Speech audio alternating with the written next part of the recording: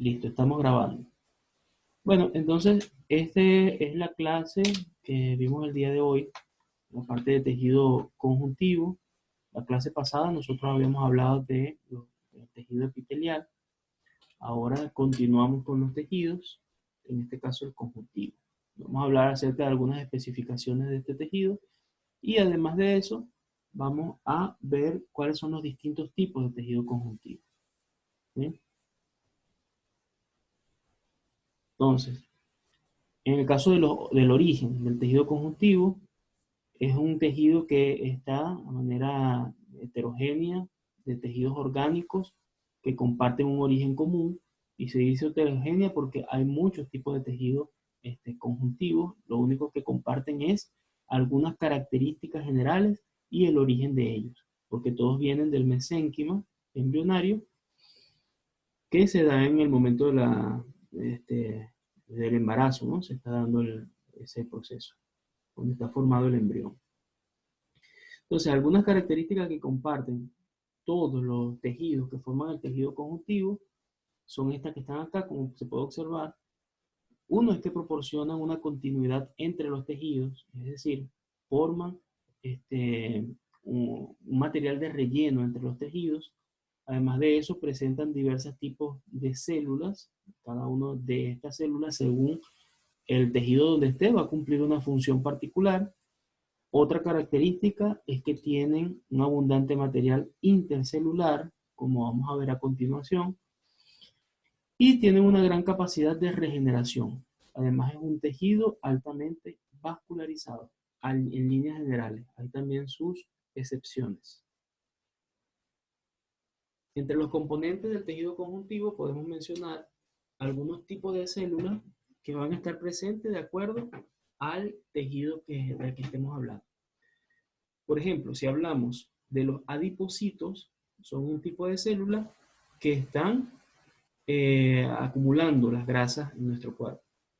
Están los mastocitos, está relacionado con la sangre y que la función está relacionada con los procesos alérgicos y de inflamación.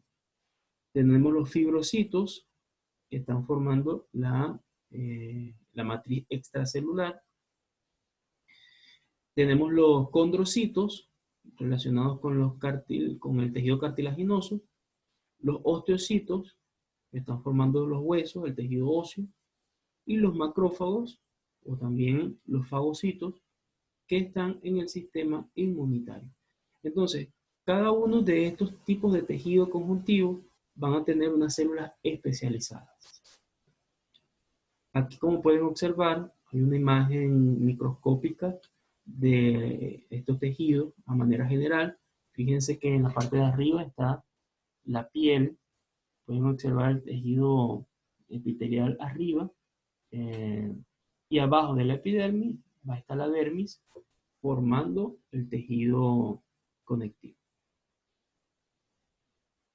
Entre las funciones generales, seguimos hablando de la parte general del tejido.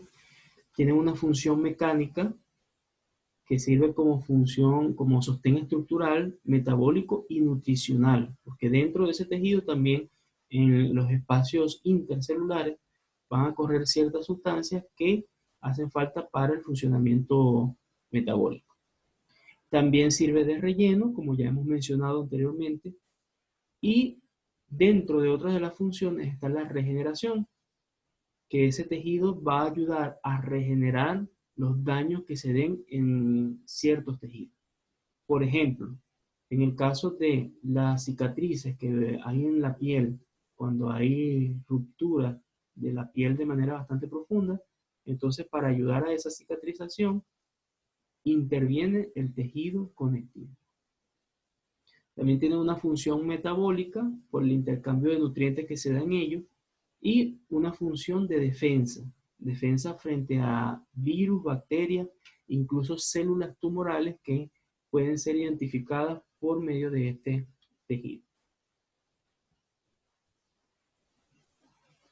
Ahora, si hablamos del tejido conjuntivo especialmente, ¿verdad? Podemos definirlo en líneas generales como un conjunto heterogéneo de tejidos orgánicos que comparten un origen común a partir del mesénquima.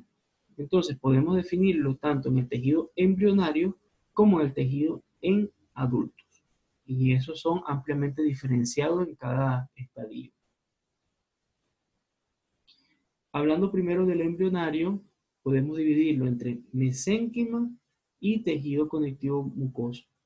En el caso del mesénquima, este tejido embrionario será el que da lugar a los otros tipos de tejido al momento de que el individuo llegue, ¿verdad? Se desarrolle su cuerpo hasta el nacimiento y la adultez. Entonces, durante todo ese proceso se va a diferenciar esos tipos de tejidos. Y el conectivo mucoso va a estar presente en el cordón umbilical. Ven aquí también una imagen microscópica de cómo se da este tejido. Luego tenemos el tejido, este se divide, todavía estamos en el tejido conjuntivo, se puede dividir en el caso de los adultos en laxos y reticular.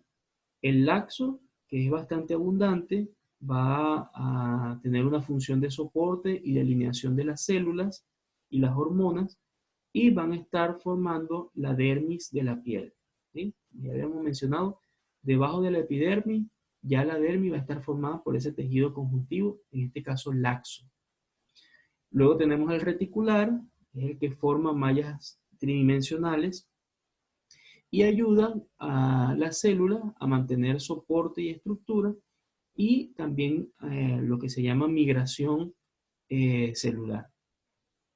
Por ejemplo, esto se da en el caso de los leucocitos de la sangre, ¿sí? Luego, en el caso de los adultos también tenemos tejido denso y tejido elástico.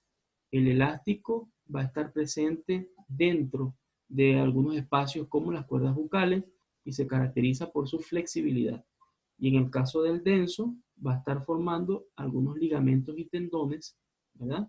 Entonces, la función de esto, ya nosotros las conocemos, de los ligamentos y los tendones, y una de las características es que también tiene bastante soporte en cuanto a la presión. Luego tenemos el tipo de tejido conjuntivo adiposo. Este tejido también va a servir como relleno, pero además de eso va a servir para acumular los lípidos, es decir, la grasa de nuestro cuerpo. Las células donde se acumula esta grasa se llaman adipocitos. Entonces fíjense, como aparece aquí en la imagen, va a estar todo este espacio dentro de los adipocitos lleno de tejido, de sustancia grasa, y este espacio que está acá del celular, fíjense que está el núcleo y por acá están los organelos de la célula, y todo esto es lo que el espacio que se puede llenar de grasa.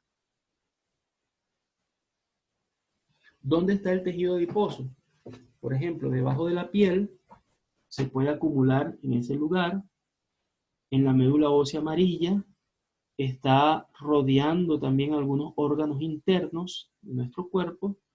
En las mamas también está presente el tejido adiposo, es lo que ustedes ven acá, de color amarillo. ¿Sí? Entonces, el tipo de tejido adiposo nosotros podemos diferenciarlo entre el blanco y el pardo. El blanco, que se llama, está formado por adipocitos blancos, tiene una sola vacuola y su función es de relleno y de reserva energética.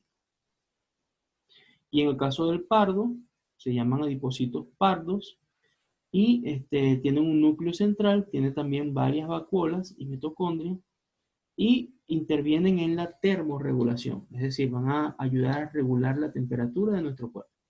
Y en la imagen microscópica que ven ahí, pueden diferenciarse entre los tejidos, entre los adipocitos blancos y los adipocitos pardos, ¿no? Se diferencian en el color. Luego, otro tipo de tejido conjuntivo es el sanguíneo. Como ustedes pueden ver, hemos hablado de varios tipos de tejido conjuntivo, uno distinto al otro. Por ejemplo, en el sanguíneo también se cumple el hecho de que hay bastante espacio intercelular. Este es un tejido fluido que está recorriendo nuestro cuerpo. Las funciones ya las conocemos, principalmente la del transporte del oxígeno en nuestro cuerpo. pero también tienen funciones en cuanto a la defensa eh, de algunos tipos de invasores como virus y bacterias. Luego el tejido cartilaginoso es lo que forman los cartílagos y está formado por células llamadas condrocitos, ¿sí? Fíjense que también aquí en la imagen del tejido cartilaginoso pueden ver el espacio intercelular que hay en cada uno de los entre cada uno de los condrocitos.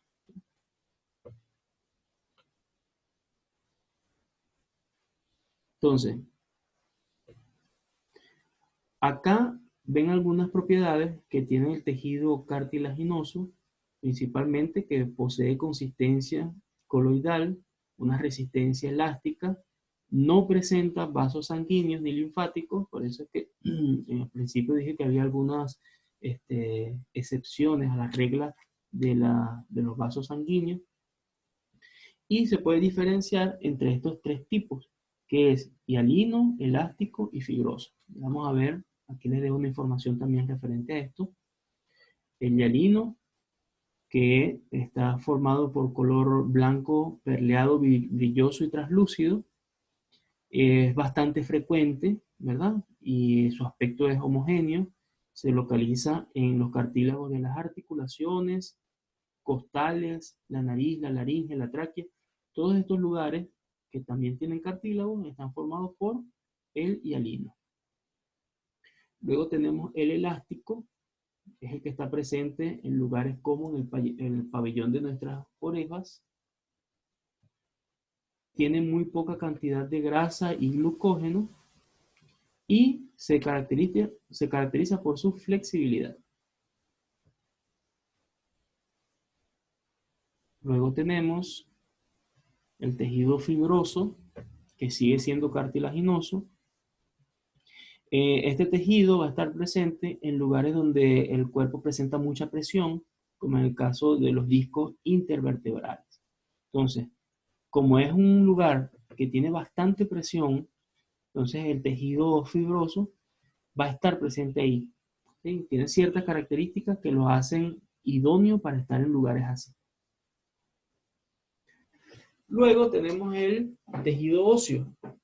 Como ustedes ven, es otro tipo de tejido conjuntivo, y así como todos los tejidos están formados por células también, nuestro tejido óseo se caracteriza por su dureza, y la función principal que cumplen es la de estructura y movimiento de nuestro cuerpo, ¿sí? Seguimos adelante y vemos acá un esquema que les dejo relacionado con los tejidos conectivos.